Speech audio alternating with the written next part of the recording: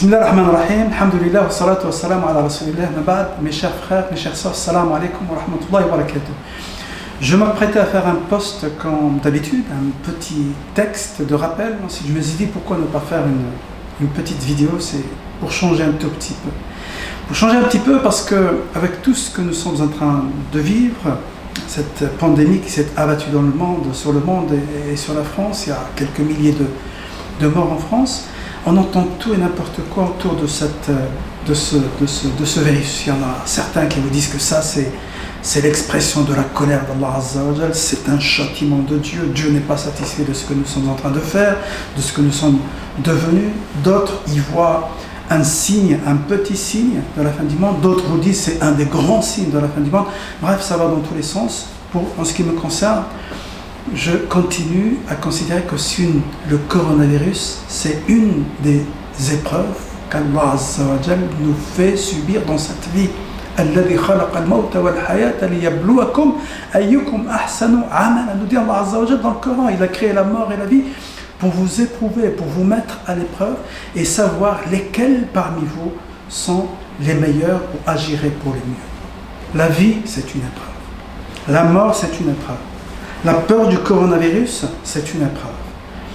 Attraper le coronavirus, c'est une épreuve. Et voir ses proches atteints du coronavirus, partir, mourir, c'est aussi une très grande épreuve. Et pour surmonter toutes ces épreuves, il faut d'abord se protéger, bien sûr. Il faut savoir patienter et prier. Mais dans ces moments difficiles, mes chers frères, mes chères sœurs, il faut savoir aussi s'isoler pour méditer.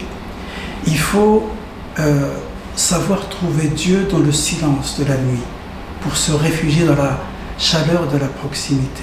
Il faut savoir se confier à lui, savoir lui parler, dialoguer avec lui, échanger avec lui, lui dire nos peurs, nos détresses, nos faiblesses intérieures. Il faut savoir lui dire tout cela parce qu'il nous écoute. C'est Allah Azza wa Jal qui nous dit wa idha sa'alaka ibadi fa inni qarib. S'il te pose une question à mon propos, je suis proche. Ujibu da'wata da'i ila da'an. Je réponds à l'appel de celui qui m'appelle quand il m'appelle. Vous imaginez Allah Azza wa Jal qui nous dit je réponds à l'appel de celui qui m'appelle quand il m'appelle. Il faut savoir parler avec lui tout en sachant qu'il nous écoute.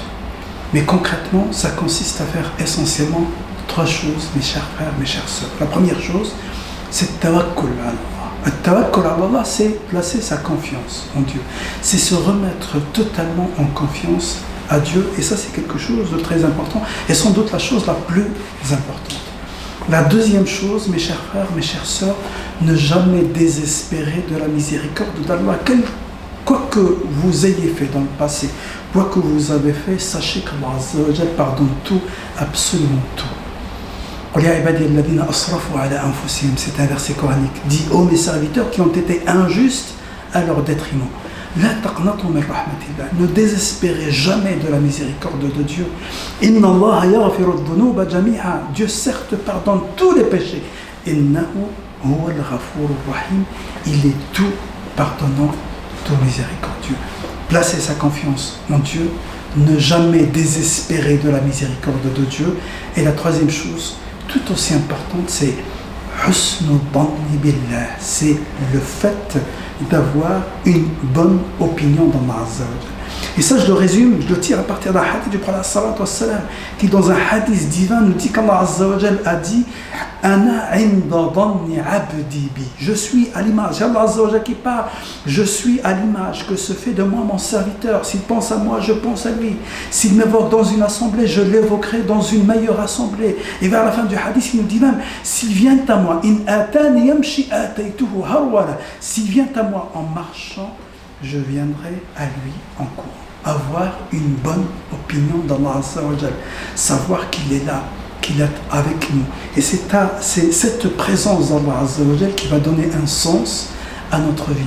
C'est cette présence, savoir qu'il est avec nous. Inni ma'akuma asma'u wa ara. La takhafa, ne craignez rien, je suis avec vous. J'entends et je vois. C'est cette présence d'Allah Azza wa Jal qui va donner un sens à notre vie. C'est cette présence d'Allah Azza wa Jal qui va nous permettre de vivre en paix avec lui pour être en paix avec les autres. Barakallahu fikum, assalamu alaikum wa rahmatullahi ta'ala wa barakatuh.